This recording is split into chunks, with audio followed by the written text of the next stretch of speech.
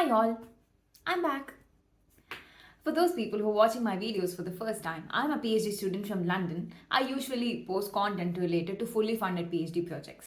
I started this publication series a while ago where I'll be discussing about important areas involved in academic publication, like how does the process of peer review works, what is a cover letter, what are reporting guidelines, some tips and tricks related to different sections of an article, so on and so forth. This video is going to be the part 2 of the publication series on the topic choosing a right journal for your article. If you still haven't checked the part 1, the link is in the description. Please do check out. Without further delay, let's get into today's video. Choosing the right journal for your article. Choosing a journal could be slightly confusing for early career researchers and students. No worries, I got you. Following a few steps can actually make your life easy. The first step is to build the long list. This list may include list of potential journals in your field. This may also include some of the journals that you would like to read and follow during your research. This could also be the journals you cite in your article and also the journals that your supervisors or collaborators or competitors publish in. Our next step is to narrow down this long list by identifying the area and specialty and having a close look at each of these potential journals. But how do we do this? You might have to ask yourself 5 important questions. Question number 1. What are the scope and the aims of this journal, and does this match with the message that you're trying to convey through your article? Question number 2.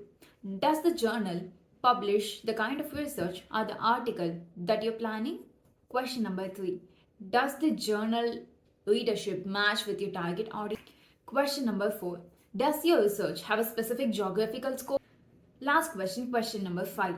Do you want a journal with wide readership reaching general audience or a small readership reaching a specialized audience? Both has pros and cons. Like in the first case, if you want to publish in a journal with a broad readership, you might have high visibility, that means more readers. On the other hand, if you choose a specialty journal, that might give you few readers, but most of them would be the right audience. The next step is to check for visibility and indexing. Check whether and where the journal is being indexed so that you get visibility for your work, because without indexing your readers will probably not find your paper when they are searching. The journal you choose must be indexed in a database your readers or the audience use to search the articles like PubMed or Embase. The next step is to understand how the journal processes your article. You might have to look for some important information like what is the typical rejection rate, how long they take to communicate about desk rejection, how quickly they promise to process or publish your paper once in peer review, and are there any options available for fast track review. All these informations can actually be really helpful to you regarding making a decision.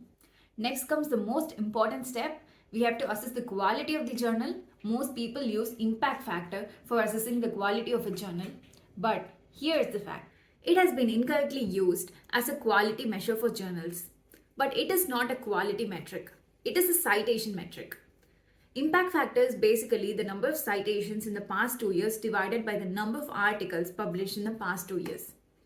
It does not imply good research. There are alternative metrics which could include page views, paper downloads, H-index, paper visibility, including from press and media.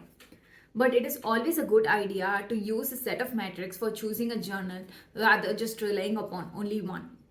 Well done, we have reached the last and the final step. The last step is to identify whether your journal is real or not. Your target journal must be real and not a predatory journal. What are these predatory journals? They pretend to be academic journals, but they are not. They do not provide proper peer review. They are usually of low quality, often have fake editorial boards. They do not mostly publish your papers. Even if they publish, that could be in the website that can be easily removed, and they are not indexed. Here comes the question. How do we identify these predatory journals? Are there any signs or warnings? There are many. You might get emails from the publishing group when you haven't published with them before. The emails could be flattery. The submission process is usually very easy. They even accept your submission through email. The processing fee is extremely low. They promise for very fast review. Sometimes the reviewers provide very few comments or sometimes no comments at all, and the whole publication process will be done very quickly, and they take very less for publishing your paper, very less time for publishing your paper.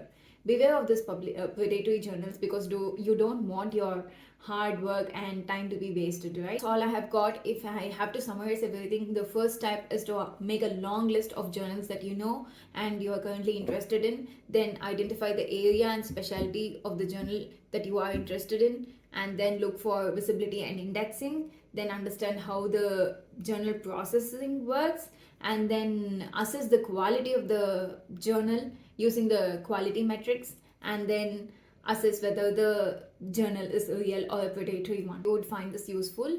Share this video with students and other early career researchers who are planning for their first publication. They might find it helpful. And then thank you very much for checking on me. I'm doing okay, I'm all right. I was just taking a break and I was focusing on my other hobbies like drawing, traveling a bit, and then I started playing softball and I restarted my dancing hobby and all that, so I'm perfectly fine. The next video is also going to be on publication series. If you have any questions, comments, or suggestions, you know where to reach me. You can text me in Instagram, or you can mail me, or you can mention in the comments, whichever works for you. See you in the next video. Stay tuned. Thank you very much.